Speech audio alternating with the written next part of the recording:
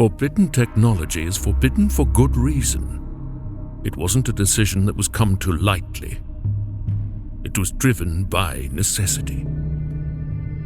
After the destruction of Zarastra at the hands of the abomination Queen Rankusha a millennium ago, it became clear that some power simply does not belong in the hands of man. The desire for it corrupts us. Better to lock it away and keep it from those who would be tempted by it. Progress is an illusion. What's touted as progress, time and time again, has ended in utter catastrophe. The cycle is as such an abuse of power, of abominable technology, results in unresolvable conflict, war, destruction, inequity. Greedy industrialists once inflicted gaping wounds on our very planet. For that, our world is a remnant of its former self. Man's reach for potential has always been an overreach. But progress is not defined by the buttons we press. Progress can take on a different form in how we relate to the world and the people around us, the gods we worship, the principles we embrace, the problems we solve, and the choices we ultimately make. The absence of power is the absence of violence. The absence of violence means we are free to learn and grow from the experience of simply existing.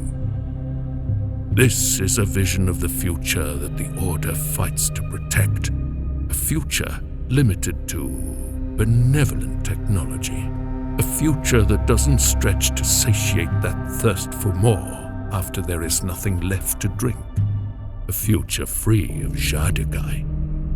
It's for this reason that the Order sought to harness the Etruvian. An Etruvian tempted by power is a threat to that vision.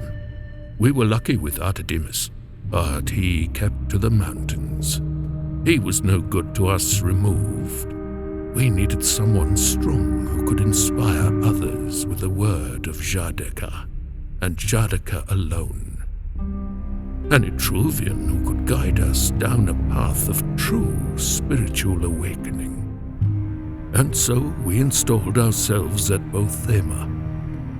There we would build the perfect Messiah. But what we got was the abomination. I blame myself. He wanted to see the seminary. I thought my teachings had fortified him against his Jardakai nature. He had me deceived. We tried for years to reform him, to erase what he had seen, but we had made him too strong, too difficult to control. He left us no other choice but to kill him or cast him out. I had enough mercy left to let him live, a choice I now regret.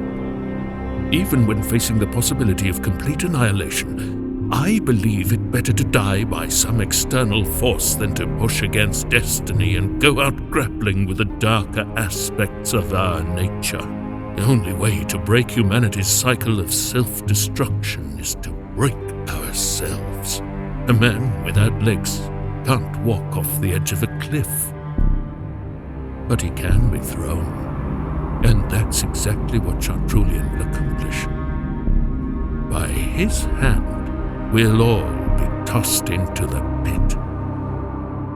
I bear the burden of knowing this, so that others don't have to. I have allowed myself to be tempted by power. I have invited this corruption into my soul with open arms so that it cannot touch others. In the end, I alone will have to account for the gravity of these actions, so that the sanctity of others can be spared. The people must break, and they must revolt.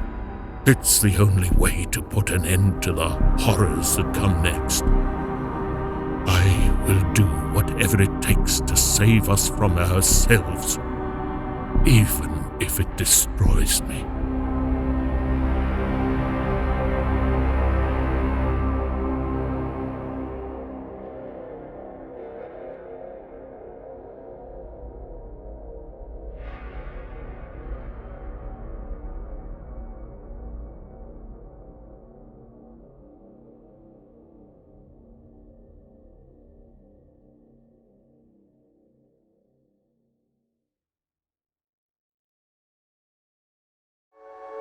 If you're a fan of immersive audio fiction, you won't want to miss out on these shows from Packhowl Media. The Madness of Chartrulian. Will this world accept my vision of the future? Or is all of this a mistake? The Nebulous Saga. You killed my family. They killed mine. And for 10 years, I've been making the Alliance pay. Tales for Howling at the Full Moon. It is not my worth that brings me here. It is my calling. Another day, another chosen one. To learn more about our shows and find out how to support independent creators, visit packhowlmedia.com